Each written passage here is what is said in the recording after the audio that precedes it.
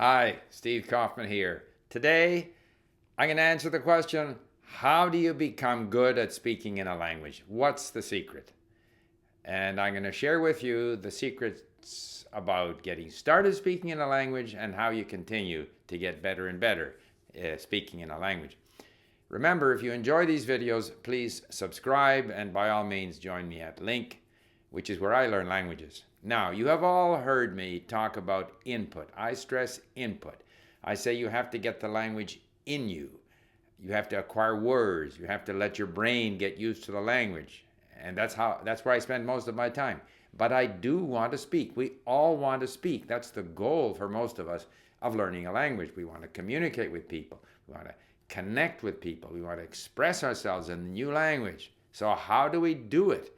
And people have asked me sort of specifically to go through sort of step by step, because I know that many of us, and myself included, after an extended period of input, of listening and reading and acquiring words and seeing my comprehension, improve, and I understand more and more stuff. And then, I schedule a session with a tutor, and of course I'm concerned, like, how am I going to be able to retrieve these words? Oh, by the way, I'm wearing my t-shirt from Machu Picchu, and it relates a little bit to my story, and I'll get to that.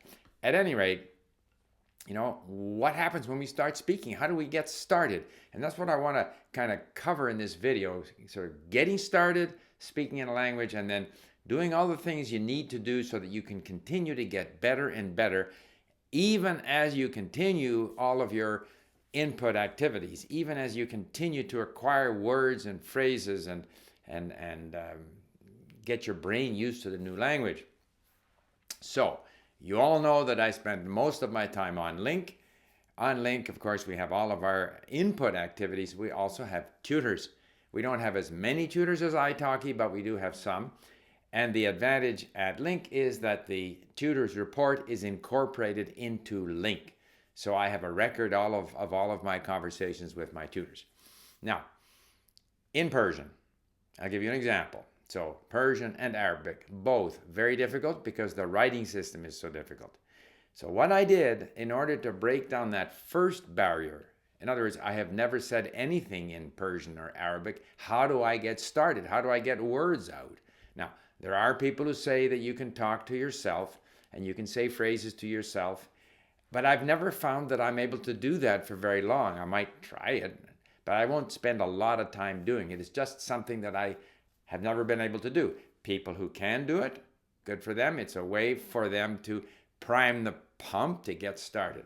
What I found and what I recommend, what I found very useful was in languages like Persian and Arabic especially, but probably in all languages, I get a tutor, whether on LingQ or italki, and I say, I want to read, and I want to then talk about what I have read.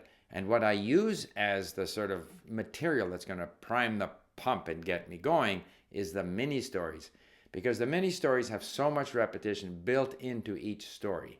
And I end up listening to each one of them 10, 20, 30 times. Not necessarily at one sitting, but over the course of a couple of months, I will have listened to lesson 1, 2, 3, 4, 5, back to lesson 1. And so I'm familiar with what's there. And in each mini story, there are questions. But the questions are structured in such a way that you are given the answer, in other words, a statement. You are asked a question about that statement, and then you are given the answer. So you don't even have to provide the answer. It's just more exposure. But now, with my tutor, I'm asked those questions, and I have to produce the answer. But I'm producing an answer that I already know, that I have listened to many, many times. So the big thing about speaking is to reduce stress. If there's one key, it's to reduce stress. Stephen Krashen says that we learn languages when there is meaningful communication in a low stress or unstressful environment or situation. So anything you can do to reduce stress is going to help you. So first of all, if you have a tutor, you're with someone who is paid to speak to you. So that's less stressful than hoping that some random person you meet is going to want to humor you in the language you're learning. So that reduces stress. Even amongst the tutors, some are more sympathetic than others. Some make a face if you say something wrong or show impatience. You don't want those tutors. You want the tutor that's very encouraging, doesn't correct you all the time, and keeps the conversation going. But also, by sort of having a pseudo conversation where I'm asked questions that I have heard before, and where I have in fact read the story with the tutor, and maybe even read some of the questions, and then I'm asked the question, I have the answer. I'm not asked to remember something about the story. I'm just asked to say something that I've heard before and is very familiar to me. I'm likely to succeed. Whenever you're given something to do where you're likely to succeed, that's good.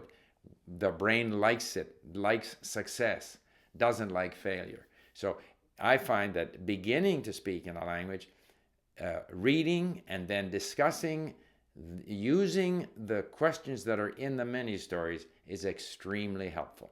And so I would recommend that as a sort of step number one, where you got to break the ice. You've got to go from all of your listening and reading to a situation where you're starting to speak. And what I found in both Arabic and Persian was that I would do that for 3 or 4, 5, 6 lessons, and then I was tired of doing that. Now I wanted to, even within the 60 minutes, I might do that for the first 20 minutes, and then I would start to wander off into something else, perhaps using the vocabulary that I had learned. So I'm sliding into sort of a broader range of exchange with my tutor, all in a low stress environment. So that's extremely important. The next thing is, obviously, when you start to speak, part of the stress comes from your inability to say what you want to say. Part of it comes from not understanding what the other person is saying, because you're not good enough in the language to have a really good, free-flowing conversation. Bit of advice, don't worry about what you can't say. Don't worry about what you don't understand.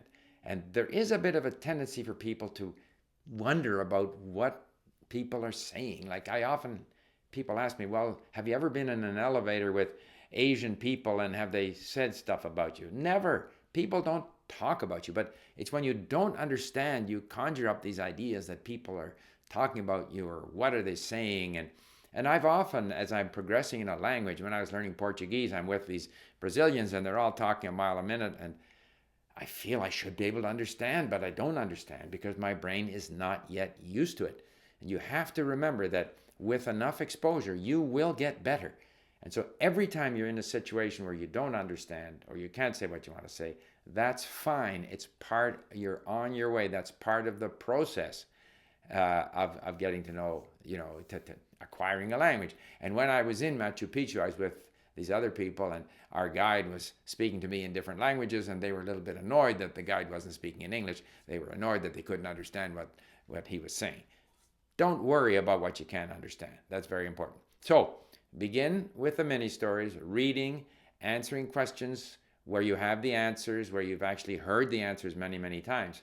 Then gradually move to subjects which are of greater interest to you. But I would recommend staying with people who are paid to be sympathetic to you, like a tutor or a teacher of some kind. If you, like I mentioned when I was learning Japanese, I had a very patient assistant, Mr. Nick Yazaki, who was very long-winded and spoke very, humored me and stuff. If you have people like that, fine. But don't put yourself in stressful situations. Then just keep on speaking. Keep on finding, and there again, find a tutor who's good at keeping you going, who can ask you questions about things that you're interested in, where you're going to succeed, who doesn't insist on, like I've had tutors that they want to talk about food. I don't know the words for food in, let's say, Persian. I want to talk about history, which is of interest to me. But my tutor, she didn't want to talk about history. So get tutors that are sympathetic, that don't express annoyance when you make mistakes, and who are good at keeping the conversation going around things that you are interested in and where you can express yourself.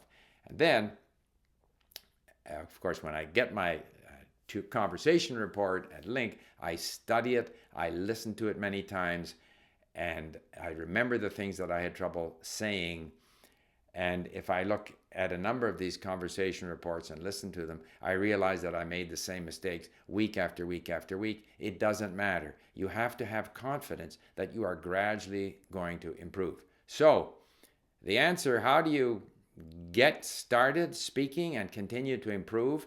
Reduce the stress. Reduce the stress.